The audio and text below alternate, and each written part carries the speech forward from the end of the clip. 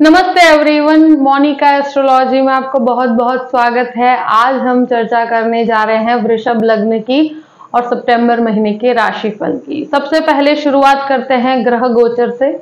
मंगल कन्या राशि में पूरे ही महीने रहेंगे। गुरु 4 सितंबर को वक्र अवस्था में आएंगे। शुक्र कर्क राशि में पूरे ही महीने रहेंगे और बुध सिंह राशि में पूरे ही महीने रहेंगे। शनि भी वक्र अवस्था में है, यानी कि गुरु वक्री हो रहे हैं, वो भी इंपॉर्टेंट एस्पेक्ट है।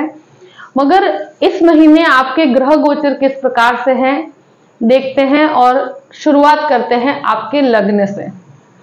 वृषभ लग्न और लग्न का स्वामी है शुक्र, और शुक्र लग्नेश होकर तृतीय भाव में है। यहां पर एक चीज मैं जरूर कहूंगी कि लग्नेश का तृतीय भाव में जाना आत्मविश्वास में बहुत बढ़ोतरी करता है और यहां आपका प्रेजेंटेशन बहुत स्ट्रांग रहेगा। आप कोई भी जगह पर प्रेजेंटेशन करेंगे तो वहां पर आपके लिए एक बेटरमेंट की परिस्थिति है।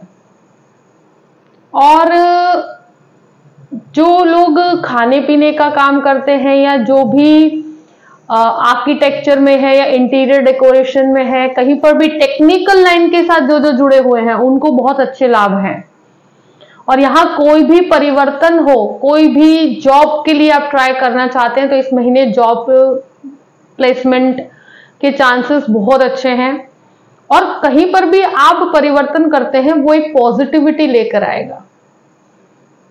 द्वितीय भाव की बात करते हैं। द्वितीयेश बुध बनकर आपके चतुर्थ भाव में। देखिए, चौथे घर में बुध जो होता है वो मानसिक तनाव देता है। व्यक्ति बहुत ज्यादा डेप्थ में जाकर सोचता है।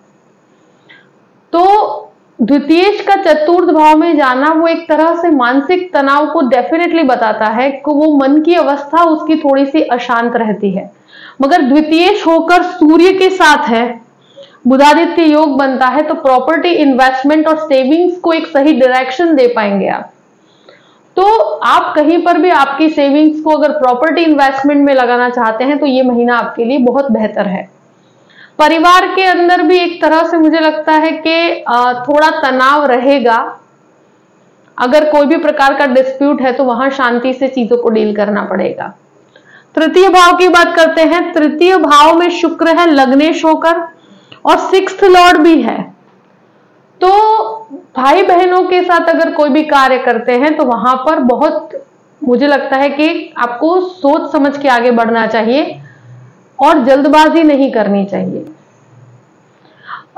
एक तरह से शुक्र के कारण मन के अंदर जो चाइल्डहुड फ्रेंड्स हैं या भाई बहन के बीच का जो प्रेम होता है वहां पर एक बेहतरी जरूर आएगी। मगर 6th लॉर्ड है शुक्र और तुम्हारे तीसरे घर के अंदर है, तो अगर कोई भी डिस्प्यूटेड अवस्था हो तो वहां पर आप शांत रहिएगा। बहुत ज्यादा लड़ाई झगड़े की स्थिति की तरफ मत जाइएगा। जो लोग आईटी क्षेत्र में है, टेक्निकल क्षेत्र में है, उनको बहुत फायदा है। कोई भी परिवर्तन है उसको स्वीकार किया जा सकता है। एनर्जी लेवल बहुत अच्छा रहेगा। चतुर्थ भाव की बात करते हैं। चतुर्थ भाव में सूर्य बुध का बुधादित्य योग है और सूर्य शनि का दृष्टि संबंध है और गुरु की भी दृष्टि यहां पर है। तो जो लोग कंसल्टिंग रिलेटेड काम करते हैं, लॉ के कंसल्टेशन में है, वकील है, कायदे कानून के अंदर हैं, जो एडवाइजिंग का कार्य करते हैं बैंकिंग सेक्टर में, तो उनको भी बहुत अच्छे लाभ हैं। यहाँ जो भी गवर्नमेंट कॉन्ट्रैक्ट से संबंधित काम करते हैं उनसे बहुत अच्छा लाभ होगा। और साथ साथ में एक बहुत इंपॉर्टेंट चीज ये है कि 17 तारीख तक जो सूर्य लग्न के आपके चतुर्थ भाव के अंदर है, तो जो भी गवर्नमेंट से कनेक्टेड कार्य है उसमें आपको सफलता के योग है। प्रॉपर्टी लेने के लिए बहुत अच्छा समय है। आपके इन्वेस्टमेंट प्रॉपर्टी के अंदर होते हैं, बहुत अच्छा फायदा होगा। यहां इतना जरूर कहूंगी कि जिसके भी हार्ट से संबंधित समस्या है तो उसको 17 तारीख तक अपने स्वास्थ्य का बहुत ध्यान रखना पड़ेगा, क्योंकि सूर्य की अवस्था, सूर्य शनि का दृष्टि संबंध जो है वो हार्ट रिलेटेड प्रॉब्लम्स में समस्या देता है। तो वहां पर अपने स्वास्थ्य का ध्यान रखिएगा और माता के साथ कोई भी प्रकार के क्लैश को 17 तारीख तक अवॉइड कीजिए। पंचम भाव की बात करते हैं। पंचम भाव में मंगल है और आपके 12वें घर का स्वामी बनकर मंगल यहां पर है, सप्तमेश बनकर मंगल यहां पर है। तो ये एक ऐसी अवस्था है कि जहां पर मुझे लगता है शेयर मार्केट में इन्वेस्टमेंट करने में आपको थोड़ा सा कैलकुलेटिव अप्रोच के साथ आगे बढ़िए, क्योंकि यहाँ गुरु की वक्र अवस्था 12th हाउस में भी है, वो कॉम्बिनेशन को भी देखा जाए और जो 8th हाउस के कॉम्बिनेशन को भी देखा जाए, वक्री गुरु नेगेटिव नहीं है आपके लिए, पॉजिटिव है। मगर मंगल की जो अवस्था 12वें घर का स्वामी बन के बैठा है, तो कैलकुलेटिव अप्रोच के साथ आगे बढ़ेंगे तो आपके लिए बेटरमेंट है। बहुत बड़े रिस्की इन्वेस्टमेंट से बचना चाहिए। यहां जो भी लोग लव मैरिज की तरफ जाना चाहते हैं, तो यहां पर मुझे लगता है कि ये कॉम्बिनेशन जो मंगल का बैठा है और इस तरह के प्रेम संबंधों की तरफ आपका अट्रैक्शन रहेगा इस महीने। और जो भी कहते हैं ना इनफैचुएशंस होना, अट्रैक्शंस होना, इस तरह की परिस्थिति रहेगी। ये एक जरूर कहूंगी कि मंगल यहां पर होने पर टेक्निकली जो लोग मेडिसिन में या आईटी क्षेत्र में जाना चाहते हैं उनके लिए बहुत अच्छी सफलता के योग हैं। और यहाँ जो विदेश पढ़ने जाना चाहते हैं उनके लिए ये महीना बहुत इंपॉर्टेंट है। अगर उनकी फाइल की हुई है तो यहाँ पर आपको बहुत अच्छी सफलता मिलेगी, क्योंकि 12th लॉर्ड की पोजीशनिंग आपके पंचम भाव में है, तो आपको विदेश से बहुत लाभ होगा। एजुकेशन से बाहर जाने के लिए जो जो कार्य अटके हुए हैं, कोई कागजात अटके हुए हैं, तो वो आपके आगे बढ़ेंगे।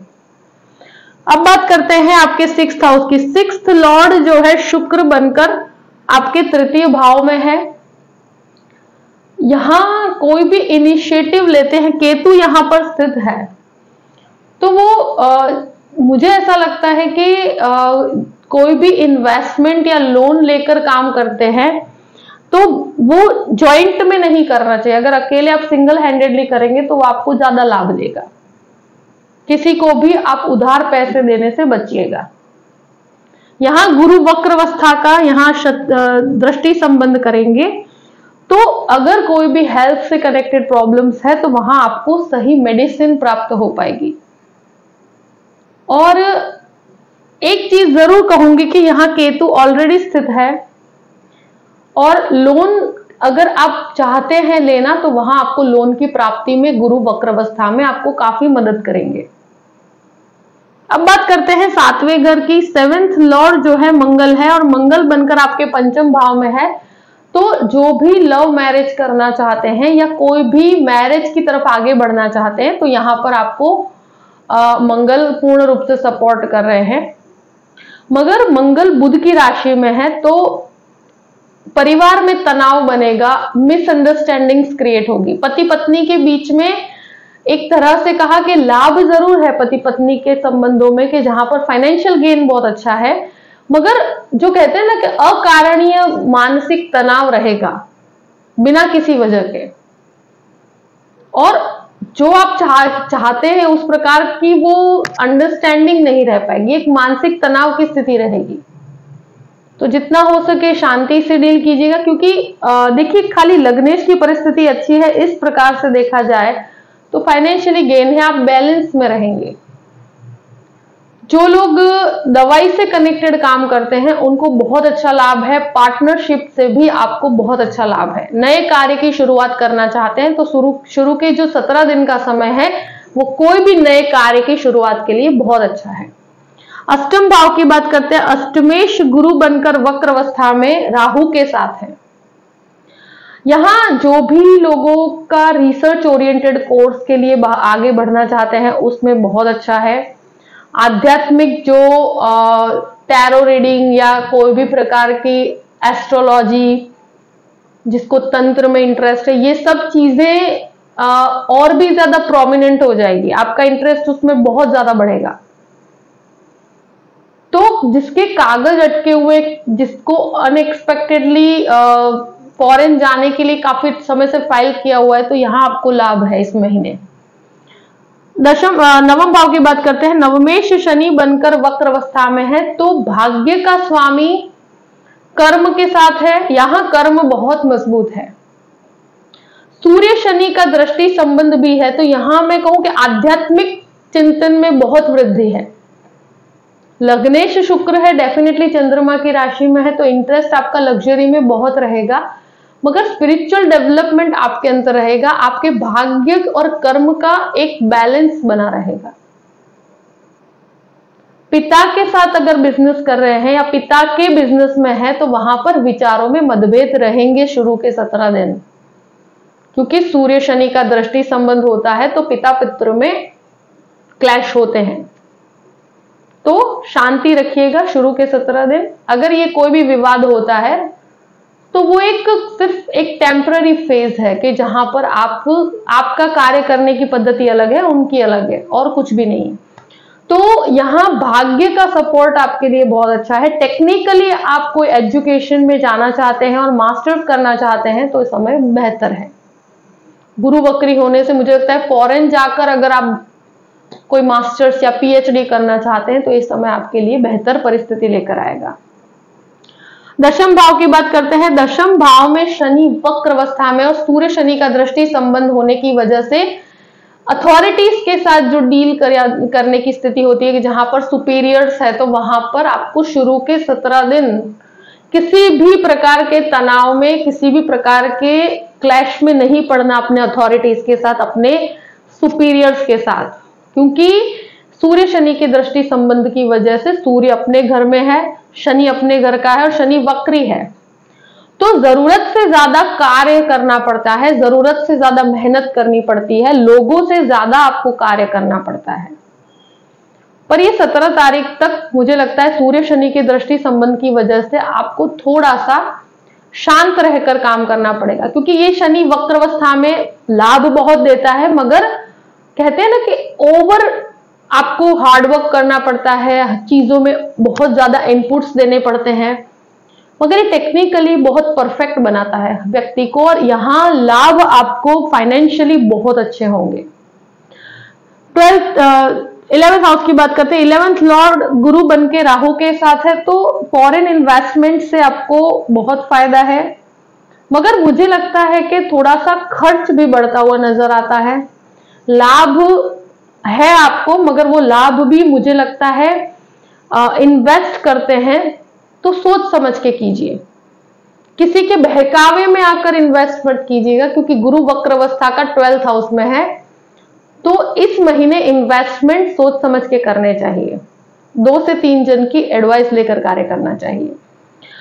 अब बात करते हैं 12th हाउस की। 12th लॉर्ड जो है मंगल बनकर पंचम भाव में है, गुरु राहु का एक योग बना हुआ है, चांडाल योग, और गुरु वक्र अवस्था में आ रहे हैं, तो अपने खर्चों पर बहुत नियंत्रण रखना पड़ेगा। अगर आप बाहर जाते हैं तो विदेश से संबंधित कुछ खर्चे हो सकते हैं, और जो भी लोग कोर्ट कचहरी के मामले में फंसे हुए हैं तो वहां पर मुझे लगता है कि गुरु का वक्री भ्रमण चीजों में क्लैरिटी लाएगा, मगर आपको शांति से चीजों में डील करना पड़ेगा, उसके पीछे खर्च आपको उठाने पड़ेंगे। तो इस प्रकार के एक्सपेंसेस इस महीने नजर आते हैं, जो मुझे लगता है कि कोर्ट कचहरी से कनेक्टेड अगर ऐसा कोई केस है तो, और अगर ऑलरेडी किसी कहते हैं ना कि 12th हाउस यानी कि फॉरेन जा रहे हैं, उसके पीछे कुछ खर्च उठाने पड़ सकते हैं। फाइल जिसकी अटकी हुई है वो क्लियर होगी, वहां से आपको लाभ जरूर है, यानी कि जो अटके हुए कार्य है वो संपन्न होंगे, मगर उसके पीछे आपको कुछ एक्सपेंस करने पड़ेंगे। तो जो भी परिस्थिति है मैंने आपके सामने रख दी है। आई होप कि ये वीडियो आपको पसंद आया होगा। पसंद आए तो लाइक भी कीजिएगा और सब्सक्राइब भी कीजिएगा। अगर आप मुझसे कंसल्टेशन लेना चाहते हैं तो डिस्क्रिप्शन बॉक्स में मैंने अपना ईमेल आईडी दिया हुआ है astrologymonica@gmail.com। आप उस पर मेल कर सकते हैं। मैं आपको पूरी ही जानकारी प्रदान करूंगी कि कैसे मुझसे कांटेक्ट किया जाए और कैसे मुझसे कंसल्टेशन लिया जाए। अपनी परिस्थितियों को ध्यान में रखते हुए अपने पूरे ही महीने को प्लान कीजिए और हमेशा खुश रहिए। Thank you so much. जय श्री कृष्ण।